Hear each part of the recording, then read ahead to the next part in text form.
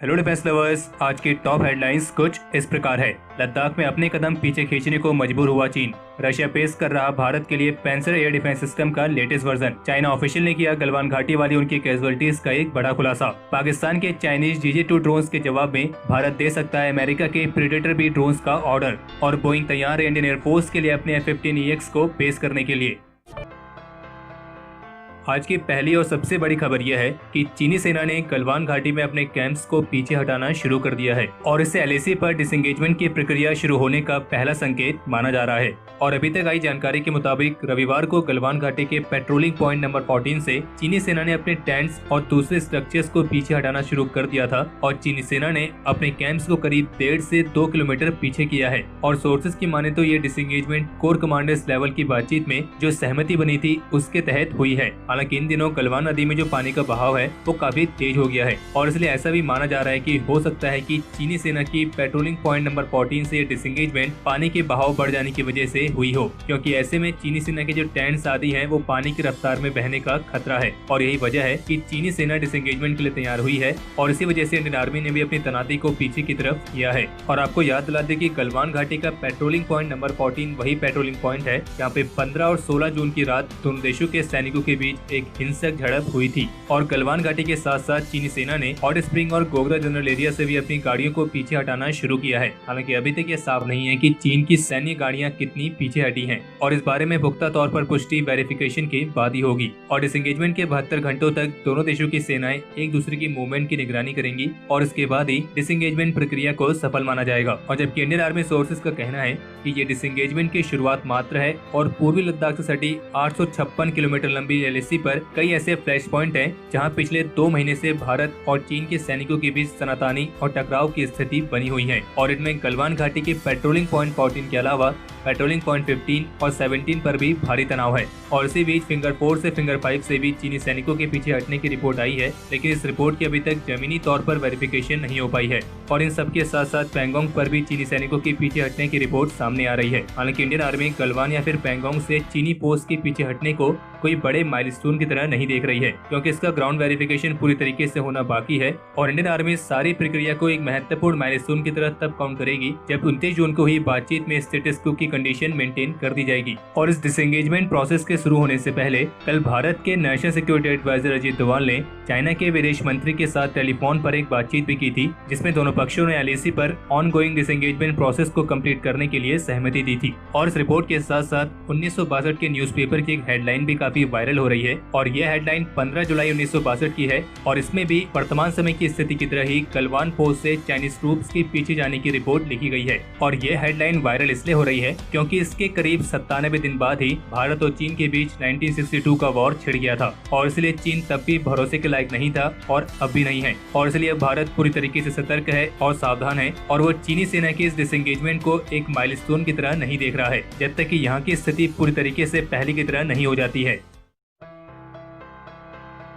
Chinese aggression को counter करने के लिए लद्दाख क्षेत्र में इंडियन आर्मी ने जो 30,000 से भी अधिक एडिशनल ट्रूप्स को तैनात किया है। अब इंडियन आर्मी अपने इन्हीं ट्रूप्स के लिए इमरजेंसी ऑर्डर्स के तहत एक्सट्रीम कोल्ड वेदर टेंट्स को खरीदेगी, क्योंकि सीनियर ऑफिसर्स का मानना है कि भारत और चीन के बीच जो स्टैंड ऑफ चल रहा है इसके करीब सितंबर से अक्टूबर के टाइम फ्रेम तक जारी रहने की संभावना है। और उनका ये भी कहना था कि हालांकि यहाँ के अलग अलग लोकेशन से चाइनीज ट्रूप्स ने पीछे हटना शुरू कर दिया है, लेकिन हम अभी भी भविष्य के लिए कोई भी चांस नहीं ले सकते हैं और जो सुरक्षा है उसे हमेशा प्राथमिकता देनी चाहिए। और इसी वजह से पूर्वी लद्दाख सेक्टर में तैनात अपने ट्रूप्स के लिए हम जल्द ही extreme cold weather survival tents के ऑर्डर देने वाले हैं। और सीमा पर सभी वेपनरी और एम्युनिशंस की खरीद के अलावा हमारी इमरजेंसी प्रोक्योरमेंट का मेन फोकस सोल्जर्स के लिए एक आवास प्रदान करने पर भी है। और जबकि चाइना ने तो इस तरह के स्पेशल विंटर टेंट्स को ऑलरेडी पिच करना शुरू भी कर दिया है और जबकि भारत के साइड सियाचिन ग्लेशियर्स में जो इसी तरह के टेंट्स और स्ट्रक्चर्स इस्तेमाल किए जाते हैं उन्हीं में से कुछ को पूर्वी लद्दाख सेक्टर में भी इस्तेमाल किया जा रहा है। और इसलिए फिलहाल अभी हमें इस टेंट्स की एक बड़ी संख्या में ऑर्डर देने की जरूरत है। और वहीं दूसरी तरफ बल्गेरियन मिलिट्री की तरफ से एक रिपोर्ट जारी की गई है जिसमें कुछ रशियन सोर्सेज का हवाला देते हुए ये कहा गया है कि भारत द्वारा रशिया की short range Pantsir S-1 anti aircraft system को खरीदने के लिए रशिया एक इंटेंसिव एडवर्टाइजिंग कैंपेन को भी आयोजित कर रहा है। हालांकि फिलहाल भारत ने रशिया के इस पैंसर एंटी एयरक्राफ्ट सिस्टम को खरीदने में कोई खास दिलचस्पी नहीं दिखाई है और इसी वजह से भारत को इस सिस्टम की खरीद करने के लिए बढ़ावा देने के लिए रशिया एक खास तरह की कैंपेन को चला रहा है, जिसके तहत अगर भारत रशिया के इस पेंसर सिस्टम को खरीदता है तो फिर रशिया भारत को इस सिस्टम के कुछ कंपोनेंट्स के प्रोडक्शन की टेक्नोलॉजी ट्रांसफर करेगा। और साथ ही रशिया ने भारत के लिए सिस्टम के लेटेस्ट वर्जन को पेश किया है, जिसके टेक्निकल स्पेसिफिकेशंस बिल्कुल भारत की जरूरतों के हिसाब से हैं। हालांकि ये डिस्कस नहीं हुआ है कि सिस्टम के डिजाइन और एंटी एयरक्राफ्ट मिसाइल्स को मैन्युफैक्चर करने के लिए इसकी टेक्नोलॉजी ट्रांसफर की जाएगी या नहीं। और जबकि 2019 में भी एक रिपोर्ट सामने आई थी जिसमें ये कहा गया था कि पाकिस्तान भी रशिया से इस पेंसर एंटी एयरक्राफ्ट सिस्टम को खरीदने की प्रोसेस में है, जिसमें हमने रशिया और पाकिस्तान की इस डील के साथ साथ इस पेंसर एंटी एयरक्राफ्ट सिस्टम के बारे में भी जानकारी दी है। अगर आपने वो वीडियो नहीं देखी है तो उसका लिंक आपको इस वीडियो के आई बटन में मिल जाएगा।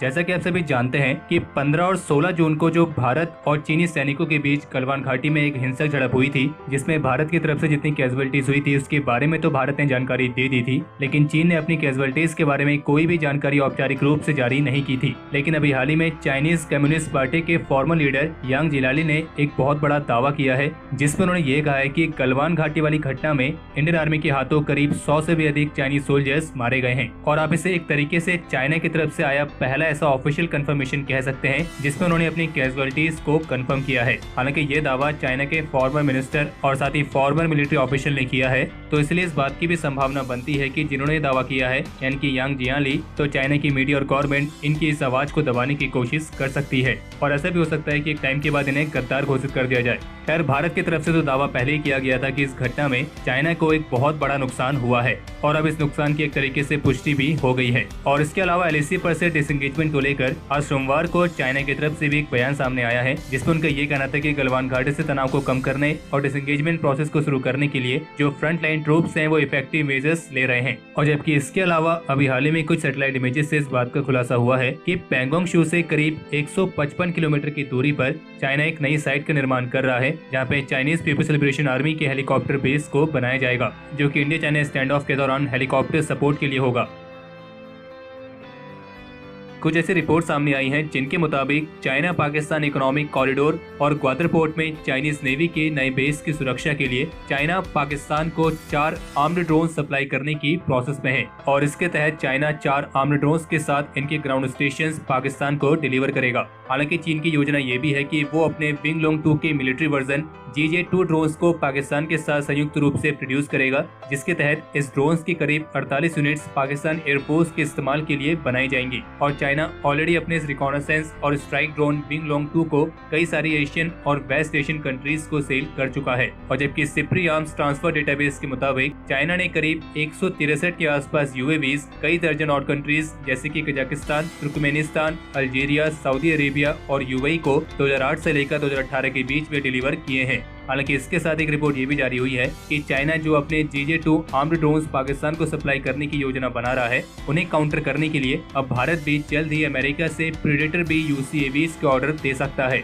और बता दें कि अमेरिका के जिस प्रेडेटर बी UCAV की बात की गई है उसे MQ-9 रीपर के नाम से भी जाना जाता है। बाकी अगर आप चाइना के विंगलोंग 2 और अमेरिका के इस प्रेडेटर बी ड्रोन के बीच में कंपैरिजन देखना चाहते हैं तो इस पर हमने ऑलरेडी वीडियो बहुत पहले बनाई है, जिसका लिंक आपको इस वीडियो के आई बटन में मिल जाएगा। और बाकी इसके अलावा अभी हाल ही में 15 core commander lieutenant general BS Raju ने NDTV के साथ एक इंटरव्यू के तहत इस बात की जानकारी दी है कि फिलहाल उनकी रिस्पॉन्सिबिलिटी वाले जितने भी एरियाज हैं उनके अपोजिट में पाकिस्तान की तरफ से कोई भी मेजर मूवमेंट या मेजर डिप्लॉयमेंट नहीं देखी गई है। हाँ, लेकिन पाकिस्तान ने अपने डिफेंसिव पोस्चरिंग को अपग्रेड जरूर किया है, लेकिन उनका ये भी कहना था कि हम भी किसी भी तरह के एक्शन के लिए तैयार हैं। और साथ ही उनके मुताबिक पाकिस्तान कुछ एडिशन रिजर्व फॉर्मेशन यहाँ पे लाया है जो कि नॉर्मल है और स्टेबल है। और फिलहाल हमें इस स्टेज पर पाकिस्तान की कोई और इंटेंशन नहीं दिखती है। हाँ, लेकिन पाकिस्तान अभी भी जम्मू कश्मीर में हिंसा को बढ़ावा देने और आतंकियों को भेजने की कोशिश में लगा हुआ है। और भारत में घुसपैठ कराने की पाकिस्तान की जो कोशिशें हैं वो काफी ज्यादा बढ़ गई हैं। और जबकि सीमा के पास जो टेरर लॉन्च पैड्स है वो पूरे फुल हो चुके हैं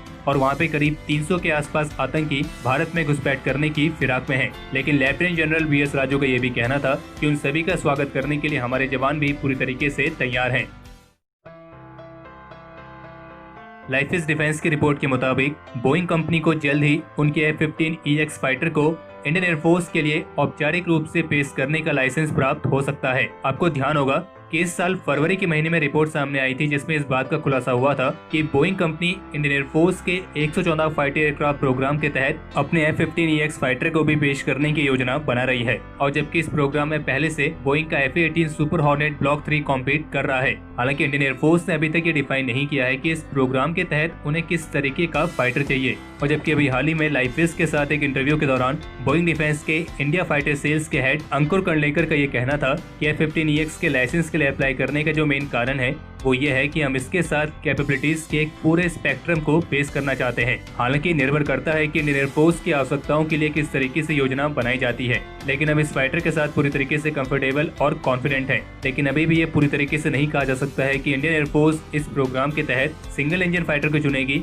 या ट्विन इंजन फाइटर को। बाकी लाइफिस के साथ उनका ये पूरा इंटरव्यू आप लाइफिस के ऑफिशियल वेबसाइट पर जाकर देख सकते हैं। और वहीं दूसरी तरफ न्यू इंडियन एक्सप्रेस के साथ एक इंटरव्यू के दौरान HAL के चेयरमैन और मैनेजिंग डायरेक्टर आर माधवन का ये कहना था कि ये जो महामारी चल रही है इसका असर HAL के कई सारे ऑनगोइंग प्रोजेक्ट्स पर पड़ा है, लेकिन फिर भी हम पूरी कोशिश कर रहे हैं कि इस असर को कम किया जा सके। और उनके मुताबिक HAL एक्स्ट्रा एफर्ट के साथ 2020 से 21 के चौथे क्वार्टर तक पूरी तरीके से रिकवर हो जाएगी। हालांकि इस चाइनीज वायरस महामारी से कई सारे ऑनगोइंग डिफेंस प्रोजेक्ट्स को देरी का सामना करना पड़ सकता है, जिनमें फाइटर जेट्स की मैन्युफैक्चरिंग भी शामिल है, लेकिन HAL इस असर को जितना कम हो सके उतना कम करने की पूरी कोशिश कर रही है।